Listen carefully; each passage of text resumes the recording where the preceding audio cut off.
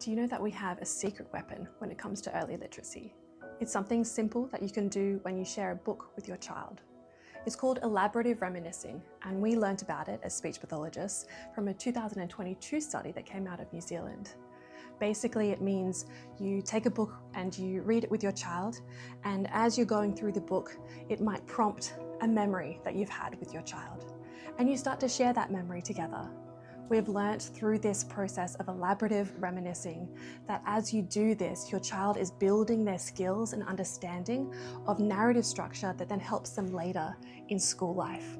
So we're putting this into practice, the Speechling team. Mira is our speech therapist, and she's going to share a very interesting story that is about her friend and a pair of scissors. My story starts when I was 6 years old in an Indian school in Kuwait. Here's a picture of me when I was 6 years old and in that school. So one day, my friend Payal had brought her very own pair of scissors, real scissors, to school, and she was showing them off. She showed us how she could cut cardboard with it. We cut different stacks of paper with it. Her scissors could even cut through plastic. And a few minutes later, the teacher had come in, and so we all grabbed our seats. Now, Payal's seat was right behind mine. So I feel a tap on my shoulder after the lesson started, and I hear Payal say, "Hey, wanna play hairdressers?" Now, I was thinking about this, and I was wondering if she meant pretend or real, but I thought, nah, she's got to mean pretend. So I turned around and I just nodded that she could.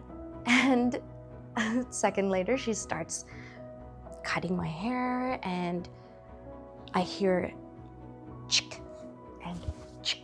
She even had a little sound effect for pretend cutting my hair. I was so relieved. And she continues to cut my hair, chick, snip. I turn around and I see Payal with her scissors in one hand and a tuft of my real hair in another hand, and I was horrified.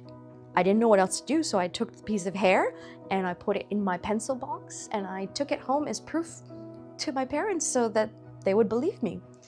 So that night, I showed my mom my cut piece of hair and told her what happened, and she was pretty shocked. So now I have a rule. Anytime pretend play is involved, I have actually two rules. One, I have to make sure that both parties have agreed that this is pretend play only. My second rule is make sure none of the objects are real. So what about you? Have you got any stories where your pretend play went horribly wrong?